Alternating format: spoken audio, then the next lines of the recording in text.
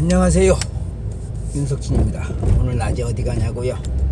오늘 제일 중요한 건 박근혜 대통령 고등법원 재판 있죠.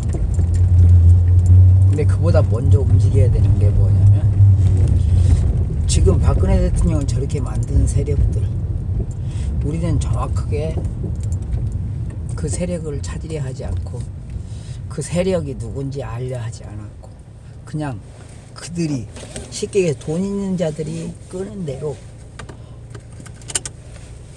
박근혜 대통령을 죽음으로 몰아갔습니다. 지금까지 돈 있는 자들은 어떤 방식으로 이 나라를 끌고 갔을까요? 여러분들이 생각해 보세요. 김영삼이나 김대중 노무현이에게 거꾸로 서민들 코스플레이를 하면서 실제는 돈 있는 자들에게 모든 것을, 기회와 권력을 다 주게끔 몰아가게끔 했어요.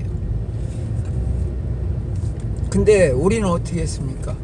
그 돈을 가진 자들이 그렇게 하고 있음에도 불구하고 그런 거짓말로 코스프레이하는 사기꾼들에게 모든 힘을 실어주려고 했죠. 왜 그랬을까요? 그들의 교묘한 언변, 말도 안 되는 교묘한 언변을 우리는 파악하려 하지 않았고 맹목적으로 믿으려고 했습니다.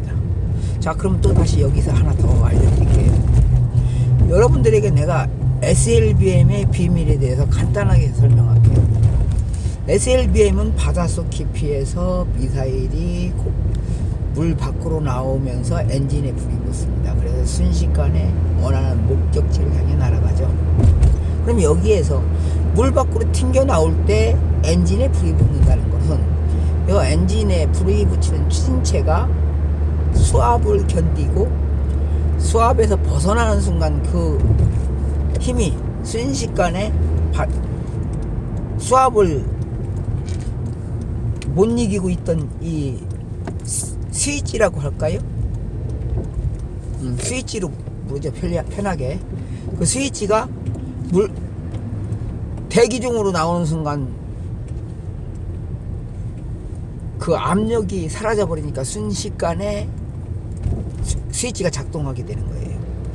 그러면 대기권 밖으로 나오면서 추진체가 순식간에 작동을 해서 점화되니까 엔진은 원하는 대로 나가겠죠.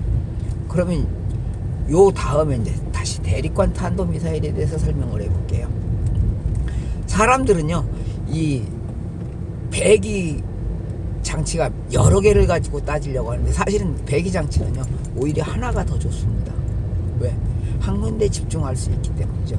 요걸 뭐를 예를 들면 쉬우냐면, 여러분들 포신을 보면 알 수 있어요. 포에는요 장약을 넣고 난 다음에 포신 한 군데에서 원하는 방향으로 날아가요. 대신에 방향 조절은 안 되죠.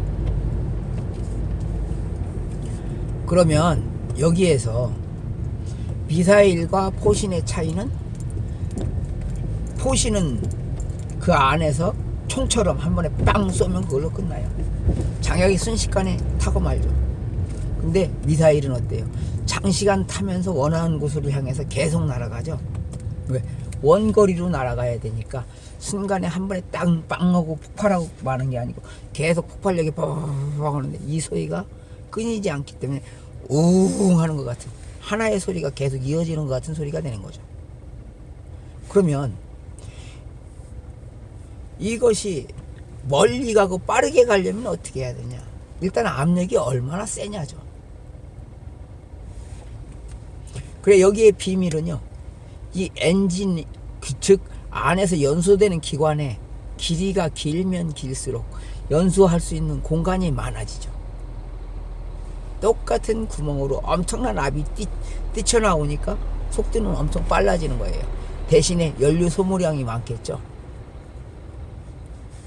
그래서 우주선은 중간에 일정량의 연료를 사용하고 나면 추진체 중간중간에 분리시켜서, 즉 안에 있는 연료가 다 소모되는 순간에 순식간에 떨어져 나가게끔 하고, 아까 얘기한 것처럼 그 압력장치죠. 압력장치에 의해서 고정시켰던 핀이 떨어져 나가게 하고 떨어져 나가게 하면서 2단, 3단, 4단, 5단 로켓까지도 만들 수 있는 거예요. 똑같은 원리거든요. 압을 조종하기 위해서. 그러면 이 엔진도 그런데 하물며 미사일도 똑같죠. 장거리 미사일 역시 똑같은 방식으로 합니다. 자, 그럼 북한은 이런 거에 대해서 계속 연구를 하고 있었고, 나는 정부에 이거 심각하니까 빨리 이런 걸 조치해야 된다고 하면서 했는데, 여기에 가장 두려운 상대가 누구였겠어요? 대한민국이 무기를 엄청나게 많은 것을 개발한다면 최고로 싫은 나라, 어쩌면 미국일 수도 있어요. 왜? 그들은 우리에게 계속 무기를 제공해 왔는데, 우리가 스스로 무기를 개발하면 아주 안 좋은 관계가 되겠죠, 미국의 무기상들은요. 그러나 우리나라 입장에서는 또 반대죠. 우리 스스로 자체 생산을 하게 되면 그만큼의 부를 창출할 수 있습니다. 여기에 또 하나 더 얘기하면, 북한은 화생방에 가장 많은 준비를 했죠. 자, 여기서 왜 이 얘기를 하느냐? 우한폐렴 때문에 얘기를 하는 거예요. 우한폐렴이라는 게, 그래서 지금 중국에서 나왔다, 미국에서 나왔다면서 온갖 이상한 말들이 나오는데요. 실제 우한폐렴이라는 것이 많이 유행하는 지역은 중국 우한 지역과 광동 지역, 즉 중국의 최남단 지역이에요. 근데 거기에서 기후가 변할 때, 환절기, 즉 우리나라로 말하면 여름에 해당하는 날씨에 그 균이 번성을 해요. 그러면 왜, 그런데 여름에 균이 왜 이렇게 이 나라에 이렇게 번성을 하느냐? 여러분들 생각해 보시면 쉬워요. 여러분들 지금 실내 온도가 어떻게 돼요? 겨울에 아무리 저건다고 해도 20도 밑으로 떨어뜨려야 하는 데가 없어요. 겨울에도 이 균은 가만히 있지 않고 계속 활동을 합니다. 여름이 되면 더 극성을 피겠죠. 왜? 원래 더운 지역에서 갑자기 기후변화가 딱 일어날 때 나오는 균이니까. 그럼 이 균을 누가 만들었을까요? 아마 제 생각엔 북한일 가능성이 최고 높다고 봐요. 북한은요, 화학무기를 실험을 하는데 자기 이복형인 김정남을 이용해서 대한민국의 모든 정치인들을 협박을 했습니다. 왜? 대한민국에 북한에서 내려온 탈북자들이 엄청나게 많고 외국인들이 많아요. 그들은 돈만 주면 무슨 짓이든지 하고 있고요. 그러니까 간단하죠. 돈 몇 푼 지어주면서 요거 죽여오면서 사진 하나만 주면 모든 게 끝나요.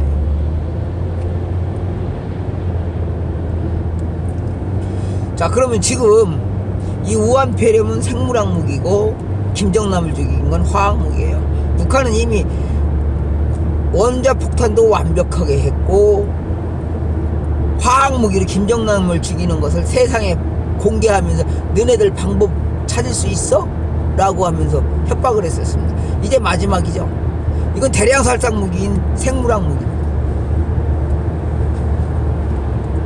폐가 굳고 있고 이렇게 되죠.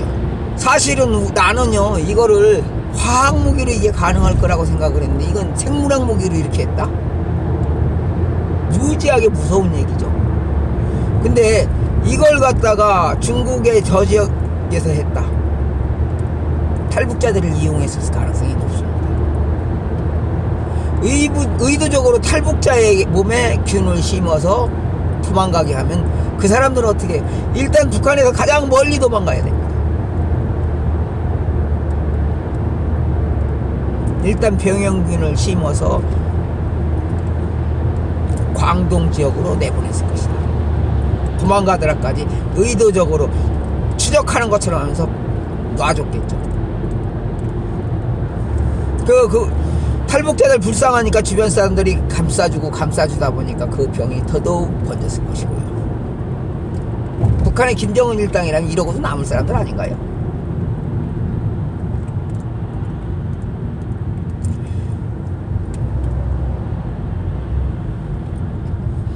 자, 그러면 우한폐렴에 대한 백신을 만드는 방법을 공개하면 누가 다 갖다 놓겠어요? 이 화학무기, 생물학무기를 이렇게 열심히 연구했던 그들이 요 백신 만드는 순간 순식간에 세계 최고의 부자가 될 수 있고 의학계에 주목받게 돼요. 사실은 북한의 의술은 아주 형편이 없지만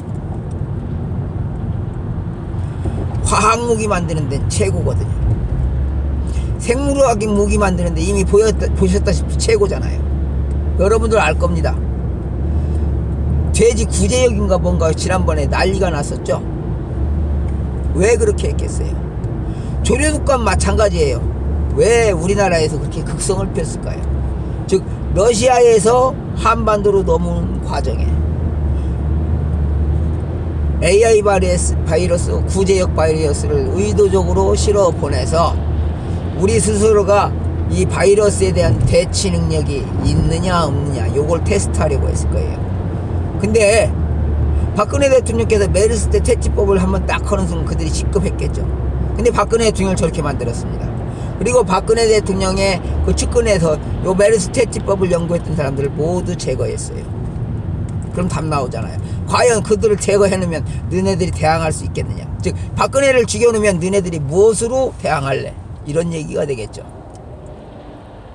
저는요 이거를 그간 알리고 싶어하고 여러가지 방향으로 전달하려고 했지만 오히려 태극기 들고 박근혜 대통령을 위한다는 사람들이 소위 말하는 돈 있는 자들의 거짓말에 놀아나서 진실을 알리는 것을 철저하게 방해하지 않았느냐, 저는 이렇게 보거든요.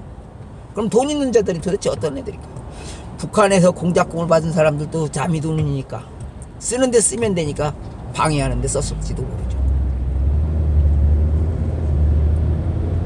그래서 박근혜 대통령을 위해서 싸우려고 했던 사람들은 전부 다 무덤 속에 가듯이 아무런 힘을 못 쓰게 됐죠. 무덤 속에 시체가 아닌 다음에야 그 이름만 있을 뿐이지 무엇을 할 수 있겠어요. 자, 박근혜 대통령의 비서관들까지는 내가 그들을 내가 건의한 걸 말살시킨다고 제거하려고 했는데 이제 보니까 박근혜 대통령 측근에 있는 비서관들 옆에 있는 자들이 그 비서관들이 아무것도 못하게 하면서 철저하게 차단시켰다, 이렇게 봐야 돼요. 그럼 그 사람들은 어떤 사람들이냐, 여러분들이 그걸 봐야죠. 지금 현재 김영삼, 김대중, 노무현, 이명박으로 이어지는 동안 우리나라의 청와대에 근무하는 그 근무자들이 대부분이 어떤 사람들이에요? 최고위층에 있는 사람들. 다 박근혜 대통령 아버지 박정희를 독재자, 군부 독재자, 그 다음에 친일파, 악질 친일파 이렇게 생각하던 그런 사상교육을 받은 사람들이에요. 누구에게?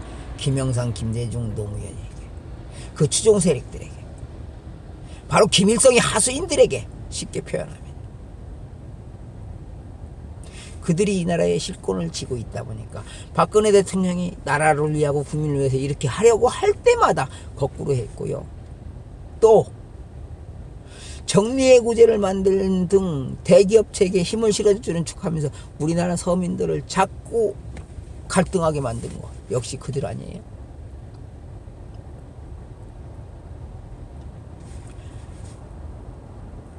그런 자들이 더 이상 접근하지 못하게 철저하게 차단해야 되는 우리 국정원은 뭐를 했습니까? 그간 우리 경찰들은 뭐를 했습니까? 우리 군인들은 무엇을 했습니까? 대한민국의 행정기관들은 무엇을 했죠? 아마 이 모든 것이 저들이 계획한 기획에 우리는 아무런 대처법도 준비 안 하고 그냥 이용당한 거 아닌가요? 자그마치 70년 동안 저들의 만행을 우리는 지켜보면서도 지금도 그들의 만행을 이해하려 하지 않으니 말입니다. 자, 지금 국정원법 폐지에 뭐에 이번에 이제 또 이번에 이원집정부제 역시 영국의 왕실의 제도예요. 영국의 왕실이 있다면 총리가 모든 걸 다 해요. 그 다음에 의회 내각제 역시 마찬가지예요. 영국의 왕실의 총리가 있다면 의회가 또 모든 것을 결정하죠. 근데 이원집정부제는요, 일본이 제일 강해요. 총리가 거의 모든 것을 하고 그들의 국회의원들은 별 볼 일이 없습니다. 일본도 지금 현재 군주국가고 영국도 군주국가예요. 김무성이나 추미애가 내세웠던 그 두 가지 역시 군주국가의 왕정국가로 돌아가는 정책이다, 이렇게 봐야 돼요. 자, 그리고 북한은 현재 지금까지 주사파라고 하는 그들은 북한을 추종하는데 왕조국가보다도 더 잔인할 정도의 종교국가죠. 김일성이를 유일시인으로 받드는 가장 강한 종교국가가 되어버렸죠. 기독교에서 처음에 여호와 하나님을 찾다가 나중에 예수를 찾은 것처럼, 불교에서 붓다를 맹신하다가 석가모니 부처님을 맹신한 것처럼 그들은 종교국가로 둔갑한 것이 바로 북한이에요.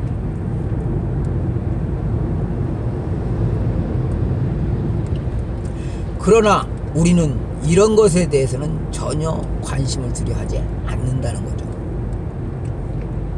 최고 무서운 거죠.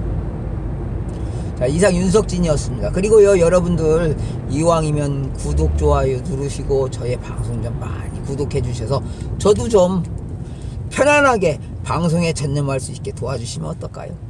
저 이런 걸 전제로 해서 계속 방송을 하는 것도 제 적성에 조금 맞을 것 같다는 생각도 드네요. 감사합니다. 필승.